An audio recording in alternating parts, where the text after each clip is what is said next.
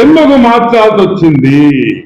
ఎందుకంటే నందిని వాళ్ళు, Karnataka milk federation వాళ్ళు డబ్బులు ఇవ్వరు కాబట్టి, లంచాలు ఇవ్వరు కాబట్టి వాళ్ళని తీసి తక్కువ రేటుకి వాళ్ళకి రాలేరు, వాళ్ళు చేయలేరు, వాళ్ళకి వర్కౌట్ కాదు అని చెప్పి వాళ్ళని తరివేయడం జరిగింది.